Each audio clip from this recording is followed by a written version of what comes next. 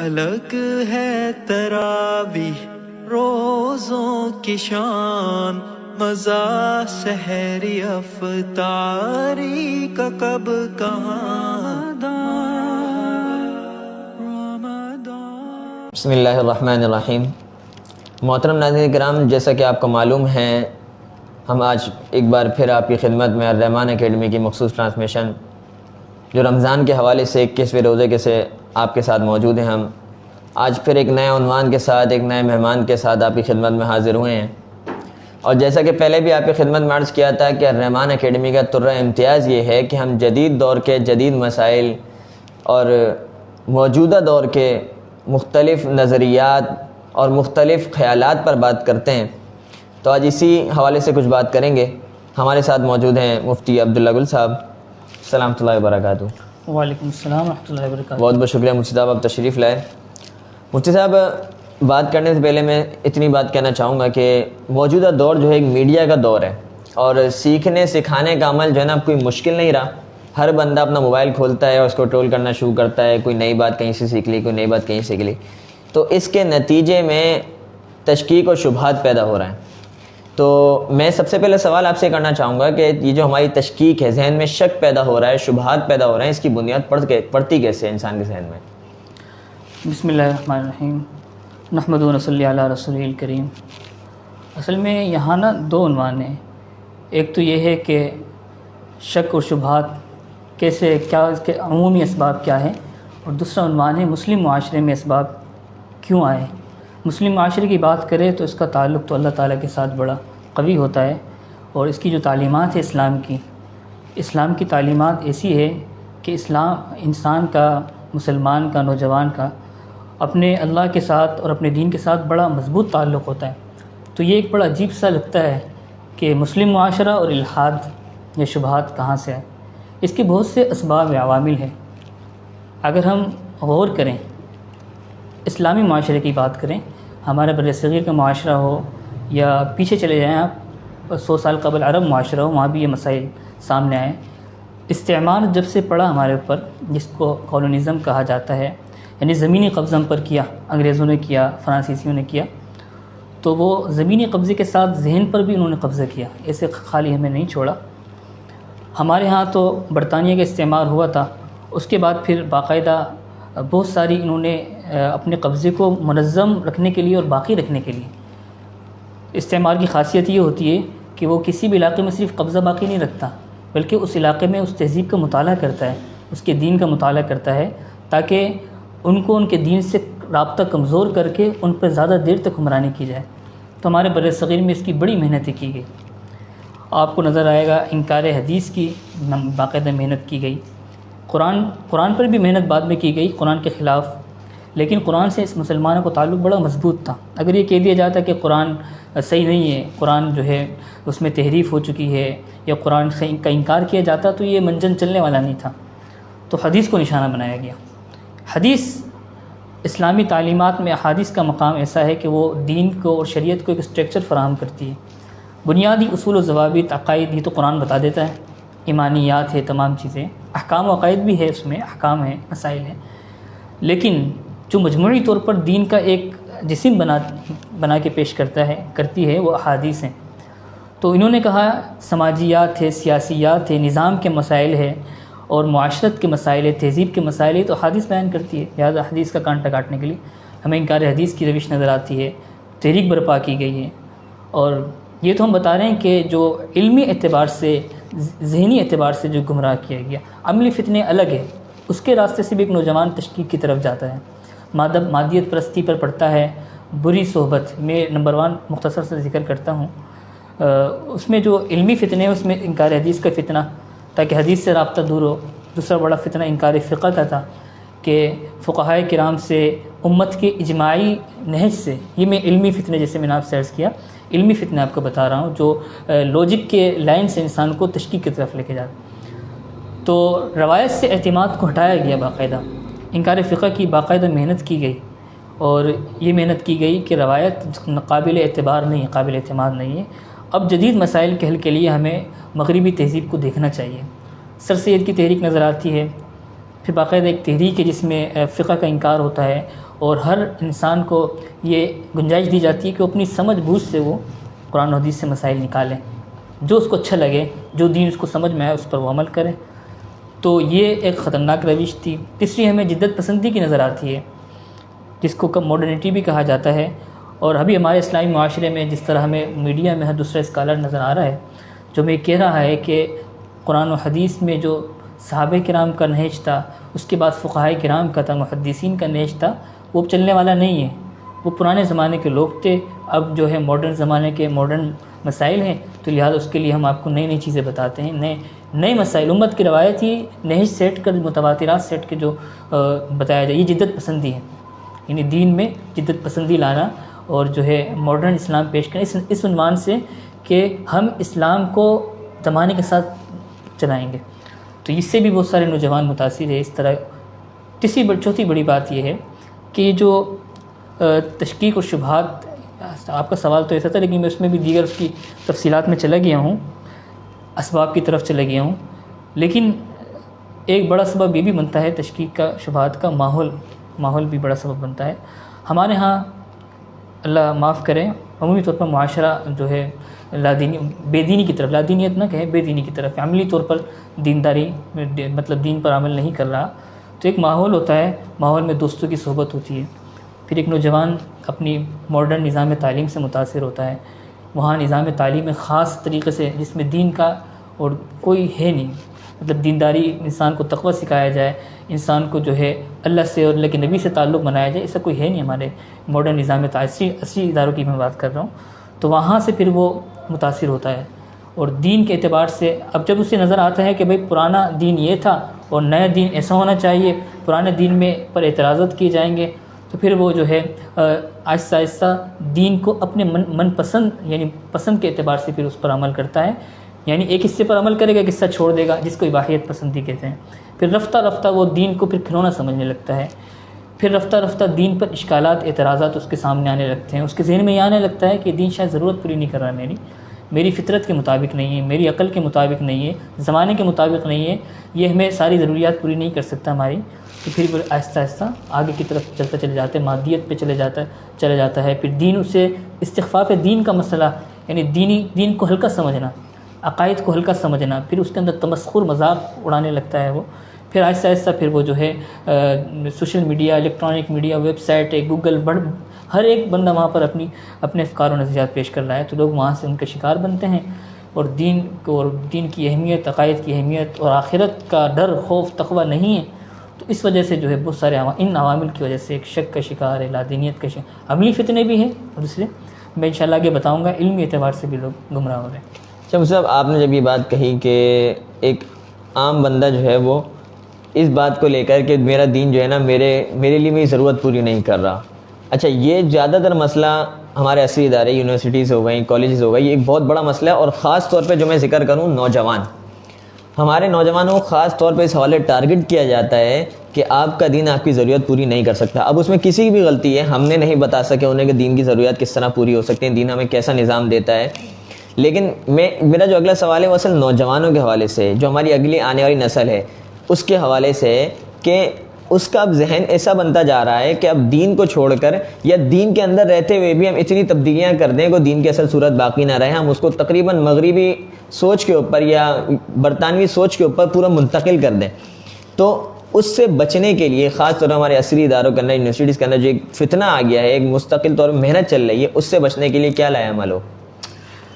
ایک بات تو یہ کرنی ہے، سب سے پہلے ہم ذہن سے یہ کانسیپٹ کلیئر کر دیں کہ قرآن و حدیث ہمیں جائز ترقی سے نہیں روکتے۔ ہم اگر تاریخ دیکھیں تو تاریخ میں نظر آتا ہے کہ 1200 سال ہم نے دنیا میں حکمرانی کی، چودراہٹ کی، اور اس طرح حکمرانی کی ہے۔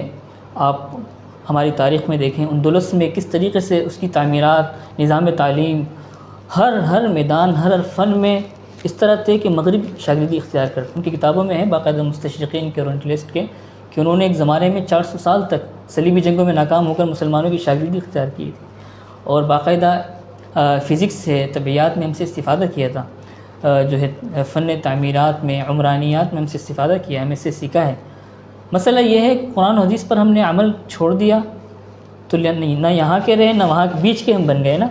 تو یہ مسئلہ ہے. تو سب سے پہلے یہ کانسیپٹ کلیئر کر لیں کہ مذہب آپ کی ترقی سے، اب ذہنوں میں یہ ہوتا ہے کہ اگر ہم مذہب پر عمل کریں گے، جو عام بیسک ایک ذہن میں لوگوں کے بٹھا ہے کہ اب ہم شاید اس طرح ہمیں عورتوں کو، خواتین کو بالکل پردے میں رکھ کے اس طرح اندر گھسا دیا جائے گا کہ گھر سے باہر نکلنے تک اجازت نہیں ہوگی، جو عام کانسیپٹ ہے. میں بتا رہا ہوں، میں گیا تھا اس حوالے سے ایک جگہ، اندرون سندھ دورہ ہوا تھا 3 دن کا.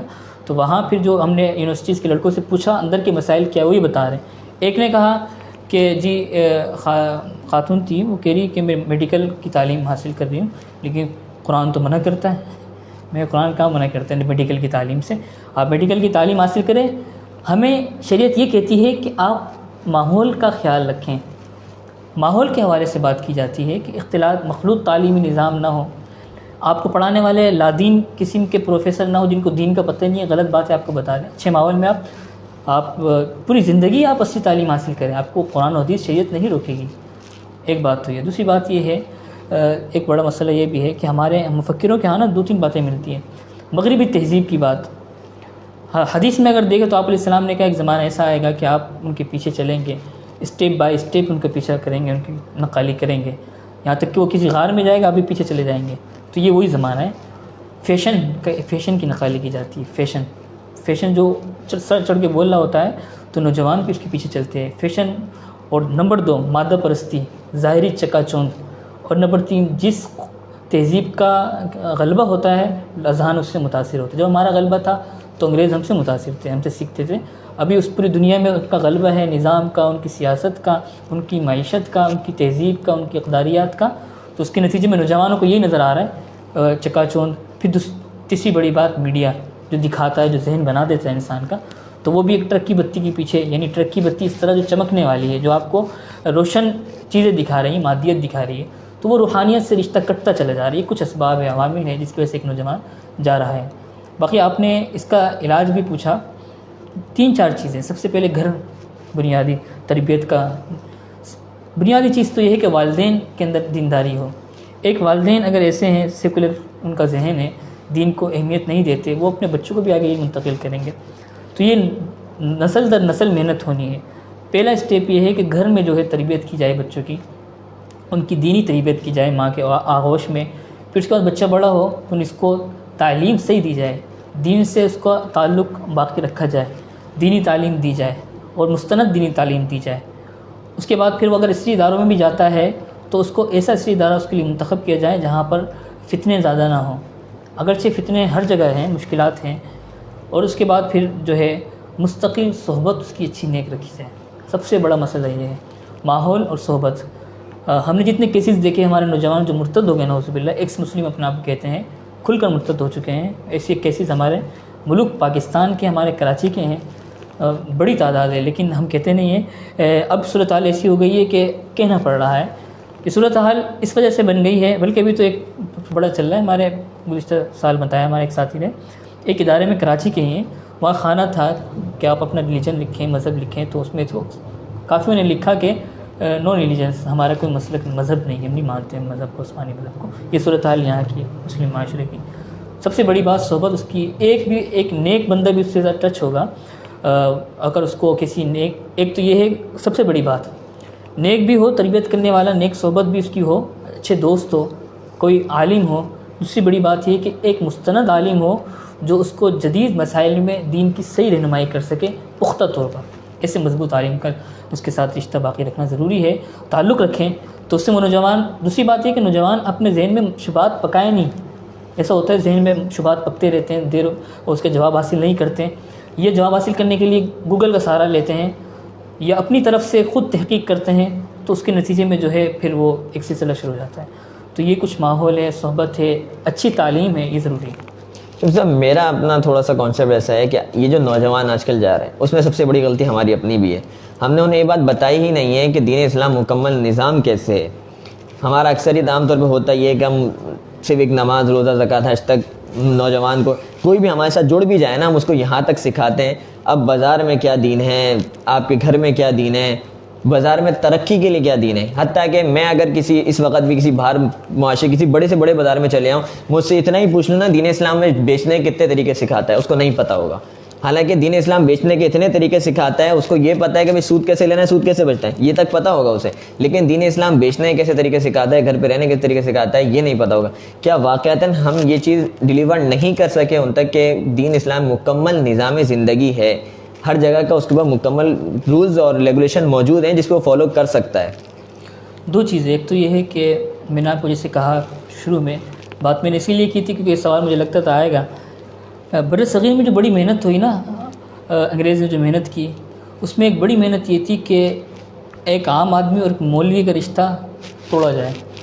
بڑی محنت کی گئی اور اس میں وہ آخرکار کامیاب ہو گئے, خاص طور پر میڈیا کے آنے کے بعد. اب عوام الناس کے ذہن میں جس طریقے سے ایک پروکسی وار کیا گیا ہے, میڈیا کی الغار کی گئی ہے, تو ذہنوں میں یہی ہے کہ مولوی اچھے نہیں ہوتے. ایک طبقہ, بڑا طبقہ جو ہے وہ تو قریب بھی آنا پسند نہیں کرتا.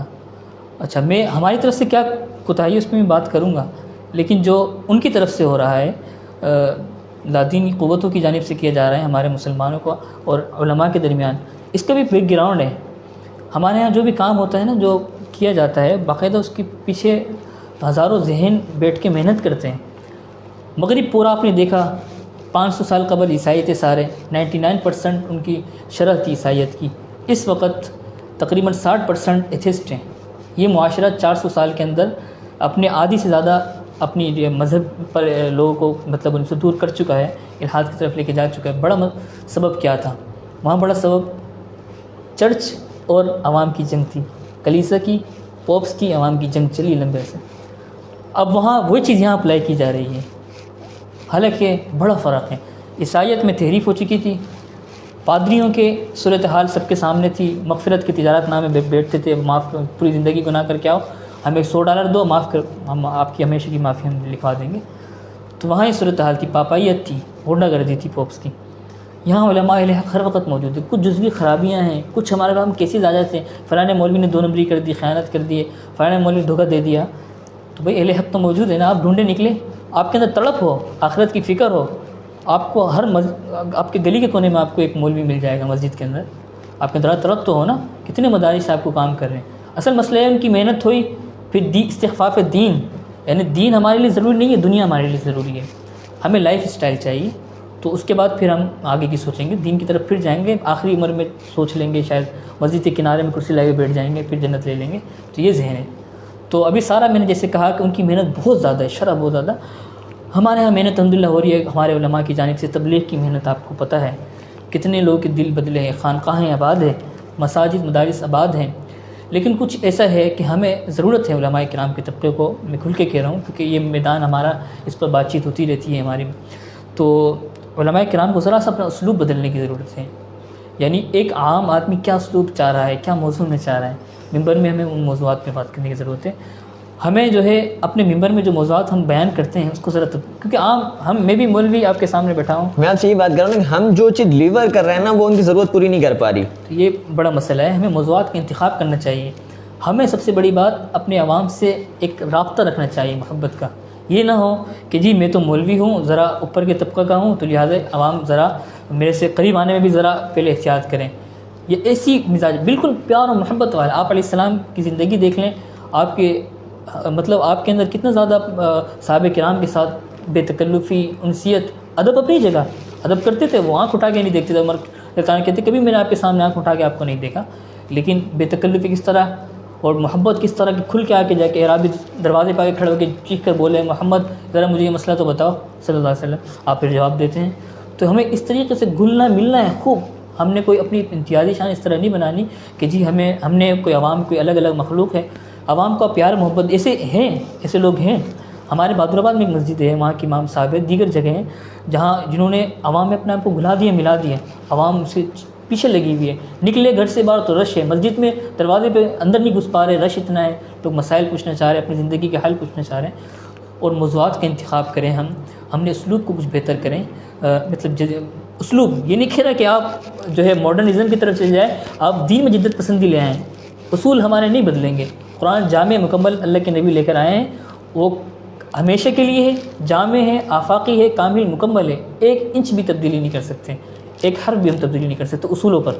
لیکن اسلوب کی میں بات کر رہا ہوں, ذرا سا بدلے تو انشاءاللہ امید ہے. میں آپ سے کہہ رہا ہوں کہ ہم بدلنے کی بھی ضرورت نہیں, اصل میں جو چیز ہم ڈلیور کر رہے ہیں نا پوری نہیں ہے.